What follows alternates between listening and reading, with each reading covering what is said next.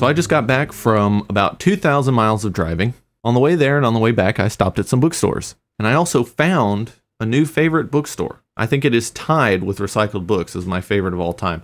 But on our way to Iowa, I stopped at a Half Price Books in Wichita, Kansas. And we took the wrong exit to get there. And so we had to go this roundabout way, which kind of sucked.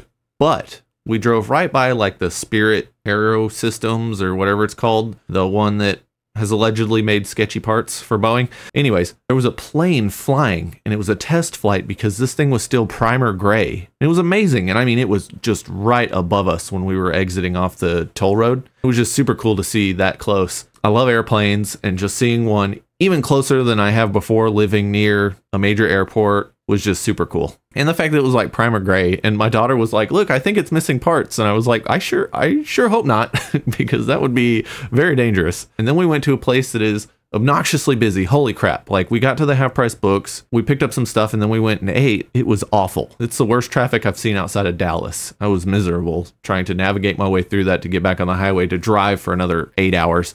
Let's talk about what I found while I was there. This Half Price Books was cool. I've noticed that, especially in the Midwest, which I only have a sample of 3, it's a lot easier to find older books. I don't mean like ancient books, which that is easy in like Kansas City. I talked about that last year. Just older stuff like this, The Many-Colored Land by Julian May. So this is a book club edition hardcover, and it's got a little bit of damage, but that's okay. This thing I've been wanting to read for a while now, thanks to Jimmy from the Fantasy Network, and I finally picked up a hardcover copy. Now, I will say this is cool as a standalone. I don't know if they made the other one of these in book club edition hardcover, so that might be a problem later. I do know that they made this and the second book as one big book club edition, and I almost picked up a copy, but the spine was just about busted on the one that I found for like $6, but it wasn't worth it. I don't want one with a broken spine. Yeah, Many-Colored Land. Volume 1 in the Saga of Pliocene Exile. And I know this is like a science fiction book that involves being way in the future and these people like miscreants and rebels and rejects and stuff getting sent back to the Pliocene era, just millions of years in the past, and they're populating Earth in the distant past. It sounds awesome. I'm really interested in it. I was very happy that I found that. I found another book club edition hardcover, which goes well with my book club edition hardcover of the first book, and that is St. Leibowitz and the Wild Horse Woman by Walter M. Miller Jr. Now, this is a sequel to A Canticle for Leibowitz, and I bought it, and I was like, oh, cool, sweet. And then there's all this hype on the dust jacket, and then I find out that the book is awful. I don't know when I will read this, but I feel obligated to read it because I want to know if it really is bad. It was published 36 years after A Canticle for Leibowitz, so I'm not sure how I feel about that. Let me know in the comments if I should read it or should just avoid it, because it's not a big book, but if it's really, really bad compared to A Canticle for Leibowitz, I don't know if I want to taint the original book by reading this. I've had that happen with other stuff where it's just like, oh, cool, a sequel to a book I really love. You read it and it's like, oh, well, now I kind of hate both. So let me know in the comments. Speaking of which, let me know in the comments if you've read The Many-Colored Land and the Saga of Pliocene Exile. I would love to hear about it. We're gonna be strapped in. This is a mix of book haul and storytelling hour, but it's not gonna take an hour. I don't think I have that in me. I was on the hunt this time. There's quite a few antique stores near where my in-laws live in Iowa, and what I wanted to do was go back to them because last summer I saw a bunch of older Stephen King books, some of which were first editions, but at the time I was like, man, whatever, I don't really care that much. What I was really hunting for was a first edition, first printing of The Stand, because I saw 2 copies of The Stand at 2 different antique stores last summer. I went back, they were gone, but I was on the prowl. And while I was on the prowl, I found something really cool for just a couple bucks. A Connecticut Yankee in King Arthur's Court, the 100th anniversary collection of Mark Twain's works, which I don't know who Seawolf Press is, based on like this digitized, blown out art on the front and stuff. Looks like a fast and loose printing of all of Mark Twain's work the second they were out of copyright. So I don't know, but I will say it's got really nice art in here as well. But I thought it was cool, and I really like this story, and this is a cool hardcover copy. Pretty happy I found it. Some of the people at these antique stores are just ridiculous. They had these ratty books, and it's like the physical manifestation of the I know what I have Facebook posting, and it's like, come on, man. Why are you trying to sell a book you picked up because the price is still on the inside of the jacket for $2. Why are you trying to sell this for $35? What I really wanted was a science fiction book club edition of the original Star Wars trilogy novelizations. They're not that expensive on eBay, in really good shape. And this was in like okay shape. It had a price tag of $2 on the inside, but the price tag they had on it at the antique store was like $30. And it's like, are you kidding me? They also had a Han Solo trilogy science fiction book club edition, and I wanted to get that for my brother because he loves the Han Solo Star Wars novels. He has like little paperbacks, and I know he'd appreciate having a hardcover, but it wasn't to be. We just moved on. No good deals like last year at the antique stores. There is a thrift shop where my in-laws live, and it is amazing for books, and it's amazing for just about everything, especially furniture. Like, holy crap. If you want some old lady furniture, man, it just sucks that it's so far away because your boy ain't driving a truck. Just defeats the purpose of getting it cheap if I'm spending $800 on gas to bring it home. But I digress. I got some cheap books from them, but there's something weird about them. So I'm going to share the first one and explain why I think it's weird. So this book, Ian M. Banks, Inversions, it's a former library book, which is fine. I don't care because I paid 20 cents for this bad boy. Now, this is the first science fiction or fantasy book I have found at this thrift shop.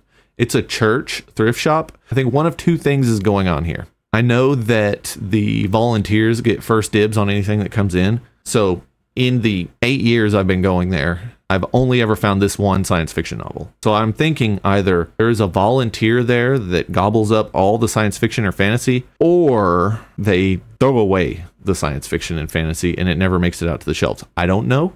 It's just speculation because it seems really weird that they have everything except science fiction and fantasy. So it's one of those two things, and I really hope it's someone just hoarding them, because I'd be real sad if they're just tossing a bunch of science fiction and fantasy. But yeah, this doesn't look like a science fiction or fantasy book, which might explain why it made it to the shelf.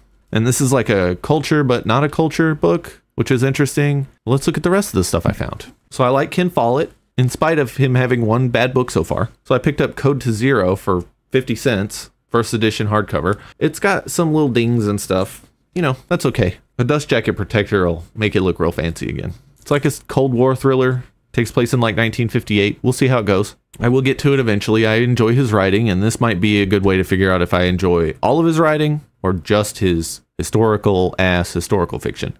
Now, I picked this up knowing nothing about it, based solely on a booktuber, and that's Toasty Towns. I'll link his videos about this writer in the description, and that's Daphne du Maurier, The House on the Strand. Now this thing, I don't know anything about it. It's set in the wilds near Cornwall's sea-tossed coastline. The House on the Strand concerns a young man's experiments with hallucinogenic drugs. Okay, that's interesting. And his travels back and forth in time to the mysteries of the 14th century England. Okay, I mean, that sounds fantastic. It's a short book, and I just thought it was really interesting. This is a book club edition, hardcover. Not in the best shape, but can't complain since I paid 25 cents for it. I think this will be a good jumping off point for reading all of her works. So, you know, the best thing about cheap books like this is there's such a low barrier to entry. All they do is take up way too much shelf space and make you feel sad sometimes that you haven't got to them yet. What's an emotional cost? Doesn't matter when the books are cheap. Speaking of when the books are cheap, I had to go through the paperbacks multiple times because I kept doing double takes and finding things and then it not being what I was looking for. And then I had to get on my phone and figure out what I was looking for because I realized there's no science fiction or fantasy at this thrift shop. So I've got to focus on other things. Now I found these bad boys, John D. MacDonald books. I got A Purple Place for Dying, which is like book 3 in his Travis McGee series. One Fearful Yellow Eye, which is book, I don't know, out of 20-ish. And then Darker Than Amber. I think all of these are relatively early. I've got a big book that's like 5 of them in one or something, and those are way late in the series, toward the end. But yeah, every time I see John D. MacDonald now, I try to pick them up. I know I'm going to like them. I started A Purple Place for Dying, and I mean, it reads like a Garrett P.I. story, which I'm shocked considering that the way the Garrett P.I. books are named are just like this. A Purple Place for Dying. Sweet Silver Blues, like the way Glenn Cook did it was instead of colors, he used metals. So it's the same naming style. And he did say he was directly influenced by John D. MacDonald for that. But then he was like, I don't think I was really influenced by the stories themselves, but he is my favorite writer and I own everything he's written. And then I start reading this and I'm like, bro, this is a Garrett P.I. novel, except he's in a car and not a carriage. and there's no like wizards and stuff. Same idea, maybe not the exact same writing style, but they're pretty close. Fun fact, Travis McGee, the main character in these, has a cameo in Salem's Lot. It's like a good little Easter egg that Stephen King threw in there because I guarantee you he's read most of these.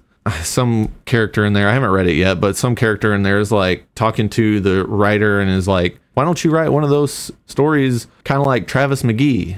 Something like that. And I thought that was just interesting because I did not realize how big John D. MacDonald was. Like on the covers of these printings from the 90s, it says 32 million Travis McGee books in print. That is a lot. That is like a lot. I'm just super excited to dive into them. These are going to take me forever to read because I'm not going to read them back to back to back. These are going to be little palate cleansers, and I want to try the audiobooks. I got the first one recently, so I might give that a try sometime soon, or I'll wait until I'm done with all the Garrett P.I. stuff because I don't want to detective story myself to death.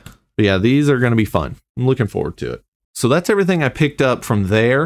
I'm going to make a little interlude real quick and talk about just this random thing I found in my wife's grandparents' basement. She was down there snatching a bunch of records. Got some really cool, very old country. It's good stuff. Also, there was George Strait's first album down there. So, you know, we had to grab that. It's good stuff. This is Isaac Asimov Presents The Golden Years of Science Fiction, 5th series. And this implies that there are at least 4 others, which is probably bad for my completionist ass. But, you know, we'll see if this is good enough. It's got 33 classic stories and novellas, but listen to these on the back. This is why I picked it up. Isaac Asimov, duh. Ray Bradbury, John D. MacDonald, H. Beam Piper, Poul Anderson, Theodore Sturgeon, Arthur C. Clarke. Seriously? All of them are in here? This is going to be great. Henry Kuttner, Frederick Brown. Ooh, dang. This is going to be fantastic to read. That was a fun little find. I just happened to see it. It wasn't even facing the right way, but I kind of glanced at it. And just based on this, I was like, that is a science fiction book. I have a very high passive perception as a D&D stat in real life. It's a gift and a curse because it's so high that I don't pay attention to anything because I'm paying attention to everything.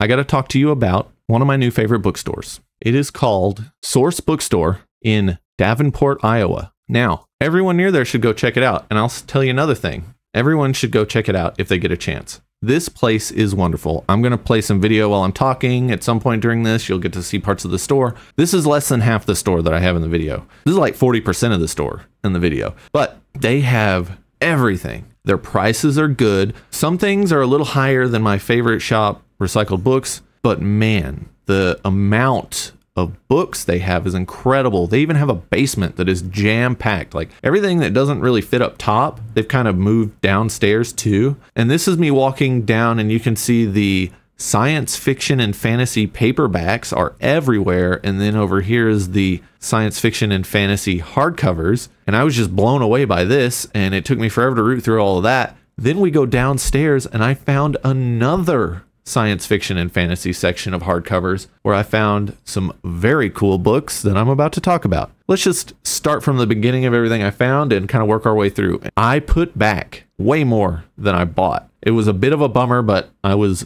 balling on a budget, so I had to make some sacrifices. Now, my wife found this interesting book, Are All the Giants Dead? By Mary Norton. We don't know anything about this. We just kind of read the back and it seemed interesting and seemed like it was a little more for younger kids, and it's got some really cool illustrations in it. I thought we would go ahead and give this a try. Just a really interesting little book. And it was like $3. We decided to take a chance on it. I've been on the search for physical copies of Guy Gavriel Kay's works for over a year now, 2 years now. I've only seen 2 Guy Gavriel Kay books in person, and it was book 1 and book 2 of this 3-book thing that the 3rd book was missing, and the 3rd book was like 3 times more than the first 2, so I didn't pick it up. I found a banger. It was also the GGK book that I wanted to read first. I found a Canadian hardcover, first edition, first printing, with this gorgeous art, and it's A Song for Arbonne. Now, I know nothing about GGK except that he is loved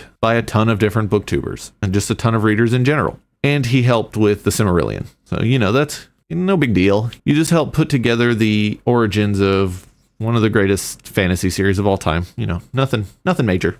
So I cracked this open just to check it out. Everyone's right. His writing is beautiful. It's just incredible. I read the first page and I was just pretty shocked. This will make people mad, but it reads like Tolkien, but good. So, you know, sorry about that. I'm really looking forward to starting this bad boy. Every single one of these hardcovers, when I pick it up, the first thing that goes through my head is, damn, I need to buy some dust jacket protectors. Makes me nervous. I'm not a monster. I don't read them with the dust jacket on, but still making me nervous handling these bad boys. Speaking of handling these bad boys, The Complete Hammer Slammers Volume 1 by David Drake. This was something I was aware of, but I did not know that Nightshade Books, who I absolutely love, made a collection. And I didn't know that this was the foundation of modern military science fiction. David Drake used his experiences in the Vietnam War to create Hammer Slammers and just kind of revolutionized military sci-fi. I don't know if I've read anything from David Drake, so I want to start with this and move on from there because he has written a lot of books. So I'm hoping that most of them are at least readable. With that many books, he's got to have some real good ones. So we'll see how it goes. This just seems really interesting because these are like take no shit mercenaries. You know, sometimes they just have to ignore the commands of their employer and just wreck stuff. You know, you got to send a message, something like that. So this will be really fun. I have some early videos on this channel. You should check them out about baseball because, you know, baseball is the best sport ever. I found a first edition hardcover of The Only Rule Is It Has to Work by Ben Lindbergh and Sam Miller, who are/were hosts of my favorite podcast about baseball, Effectively Wild. Definitely go check that out if you like baseball. Ben's still on there. Sam has moved on. But this is wonderful. On an early episode of Effectively Wild, they were talking about how they would use advanced stats to run a team. And this was way before Major League Baseball had completely adopted advanced metrics. And what they wanted to do was try to moneyball a baseball team, but they were like, no one's going to give us a baseball team. Well, the Sonoma Stompers decided to let them run their team. And this book is about their journey of running an independent league baseball team. And there's just some really cool stuff in here. They had the first openly gay professional baseball player, which is amazing. And just all sorts of stuff like that. It's so cool. All these different personalities. At one point, they're forced to use Jose Canseco, and they're just like, why? We don't want this. Like, he's toxic and he sucks. Just the ups and downs and just how crazy the season was. They managed to convince, I forgot what it was, but it's one of the data recording companies that collect all the information for baseball on the field. It's not Eagle Eye, which I think is a new thing. It's the same thing used in tennis. It's the thing from before that. But they managed to convince them to put this on an indie baseball league field. And this was a long time ago, long before it was in every field because it's cheap now. But I thought that was interesting, them managing to get someone to do it for them. And it's just a fascinating book. And I highly recommend it. And also, if you want to listen to this on audio, it is very good. This was written by Ben and Sam, and kind of the way they did the audiobook is it's two different narrators. One is Kirby Hayborn, who is one of my favorite narrators. And he's one of them, and then there's another narrator for the other POV, and it is very good. Definitely check that out too. But yeah, The Only Rule Is It Has to Work. Great baseball book. I think I need to reread it. I still have not read a baseball book this year. I'm ashamed of myself. I try to read at least one every baseball season to kind of get me amped up for baseball. And then I just had too much going on earlier in the year, and I completely missed that. I think I'm going to read the Baseball 100, though, by Joe Posnanski. It's his 100 best baseball players of all time. So I put back some stuff, and I want to talk about them because next I'm going to show you the reason why I put them back. Now, I put back William Hope Hodgson. I don't know how to say his last name, but he's an English author, and he was a bodybuilder, and this was in the late 1800s, early 1900s. He wrote some wonderful horror fiction. And I want to buy his collected works from Nightshade Books, but I haven't been able to because it's pricey. And I found a collection of some of his horror. It was really nice. It was like a trade paperback. And I was going to pick it up for not too much, but I ended up putting it back along with Sharp's Tigers, which was the first Sharp novel chronologically. And I wanted a physical copy of that too, but I didn't pick that up either. I put it back, and I put a couple of things back so that I could pick up these bad boys. Fugitive Prince, first edition, first printing. Grand Conspiracy, first edition, first printing. And Peril's Gate, first edition, first printing. Look at these chunky boys. So, I have not read Janny Wirtz yet, but I saw these on the shelf in the basement because I had already picked through what I thought was all the science fiction and fantasy they had.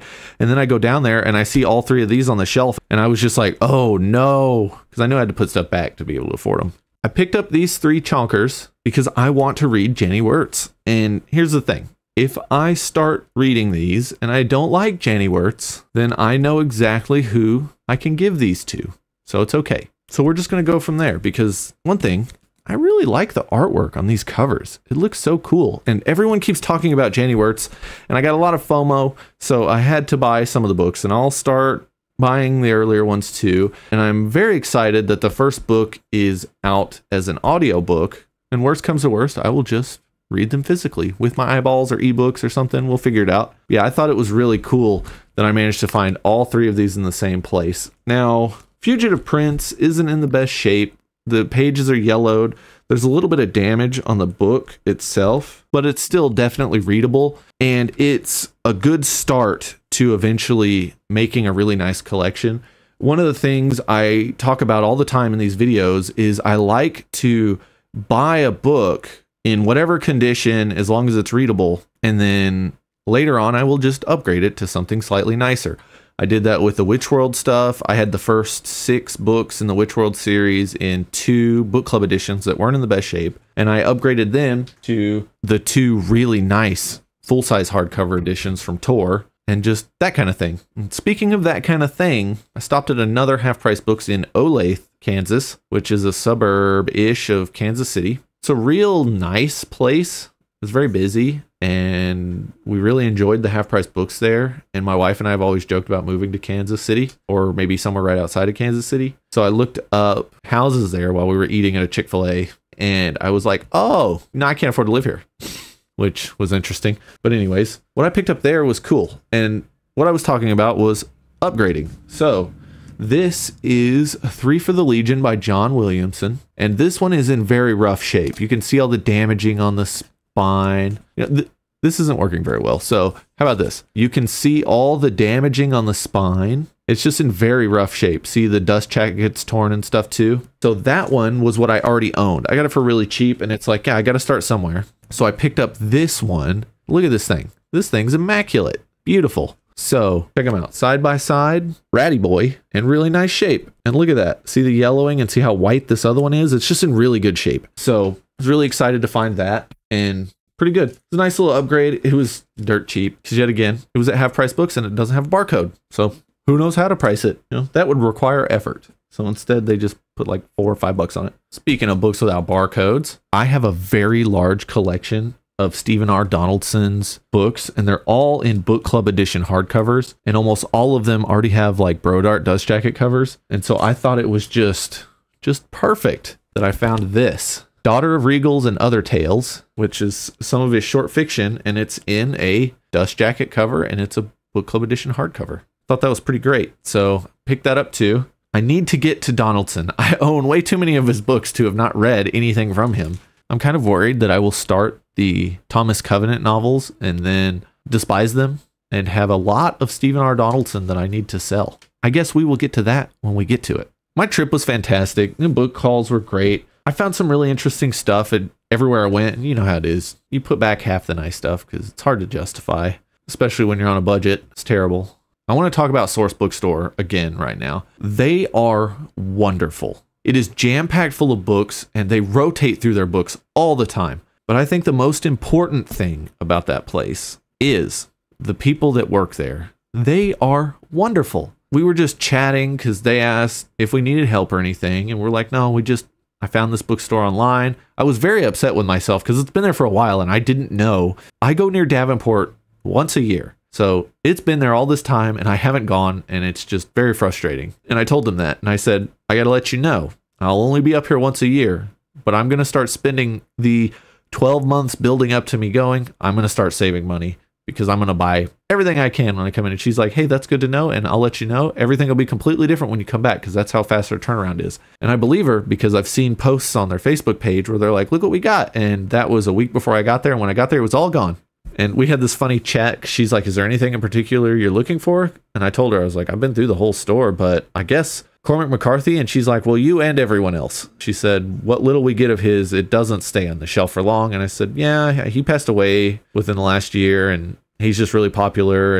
And we just chatted about books, all sorts of stuff. And it was just wonderful. They're so nice. And they also said, if you're there and you buy a bunch of stuff, they will ship it for you to your house. So even if you fly into the Quad Cities, go down there and check it out. You can just buy everything you want. They'll weigh it and they'll be like, it'll be this much to ship it. And so you'll just buy it. They'll slap a label on it and you get to take your books home, which I thought was wonderful because if I fly to visit my in-laws, I will most certainly be stopping there as I leave the airport and then stopping there as I go to the airport. Yeah, this was a wonderful book haul. I had a wonderful vacation.